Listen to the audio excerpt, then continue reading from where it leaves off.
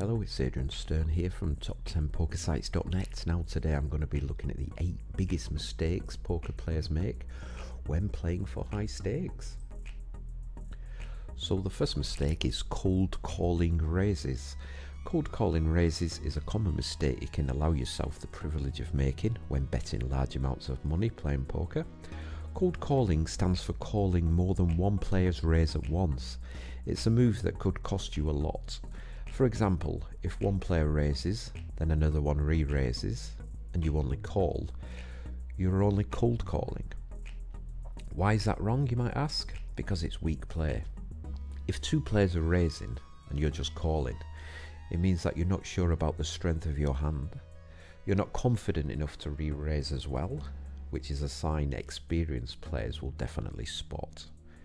The rule of thumb says that if your hand is not strong enough to re-raise in this situation, you should fold straight away.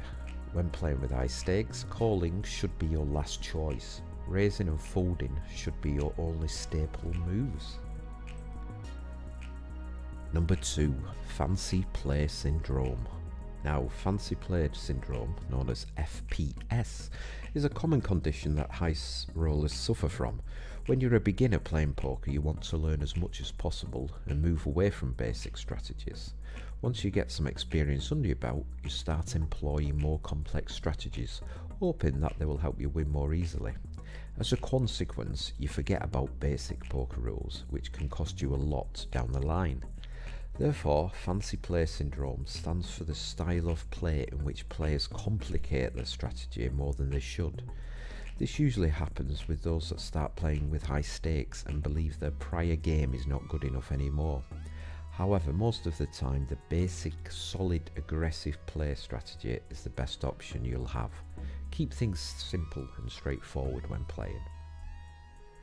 Choosing the wrong table. Do you know the old saying, if you cannot spot the sucker at the table, it is probably you? Well, that's entirely true, and if it happens, it's time for you to switch tables, knowing you're sitting at the wrong table, that you're the weakest link, and doing nothing about it can cost you a lot in the long run. Choosing the wrong table from time to time is inevitable. It happens to everyone, especially if you're playing in a real casino. However, there are things you can do to prevent this.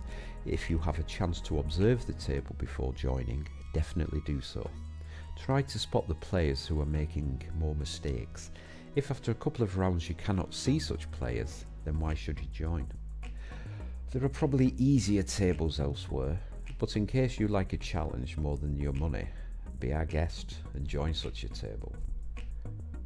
Number 4, not folding when you should. As we've already mentioned, when playing for high stakes, you should be careful about calling.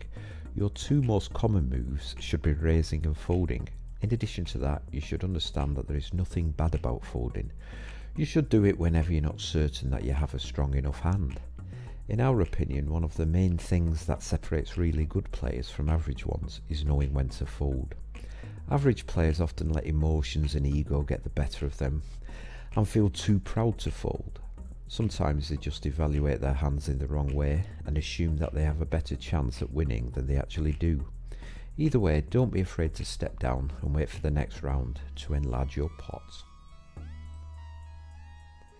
Number 5, being too timid. Poker is depicted as a manly game in Hollywood movies for a reason.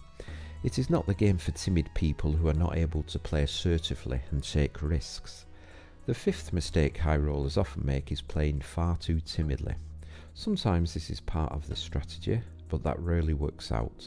The best way to play with high stakes is to be aggressive, but play intelligently. What does it mean to be timid at the poker table? One of the signs is cold calling.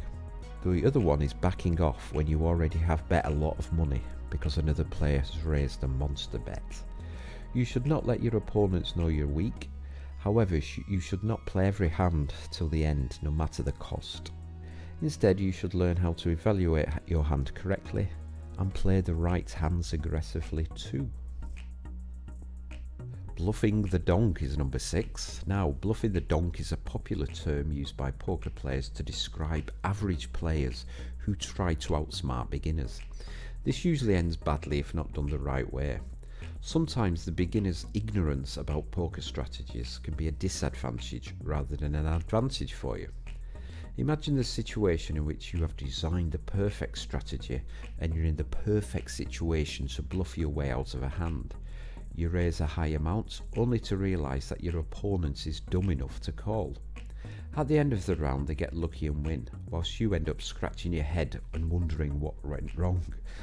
As you can see, playing complex strategies against beginners can be tricky because their gameplay is unpredictable. A true professional playing with high stakes against rookies always keeps their game as simple as possible. Number 7. Always playing with an ace. Imagine a situation in which you're sitting at the table, waiting for the dealer to serve you your cards, and an ace comes along. Your hopes go up, but it ends up being followed by a low card.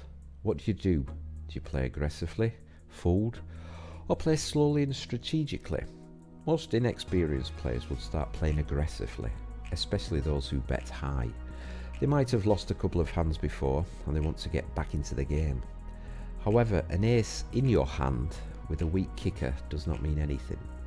What guarantee do you have that the next player next to you does not have an ace and a king, or a similar combination? Unless the other cards on the table show promise for a straight or a flush, be careful how you play in these situations. And finally, number 8, showing your cards.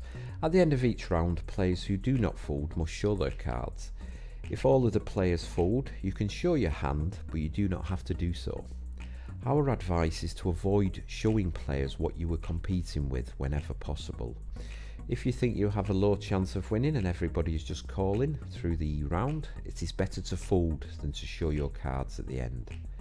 Professional players will take note of your cards as well as memorise your posture, movements and facial expressions and associate them with your hand. In future rounds, when you make these twitches, they will immediately know what kind of hand you have.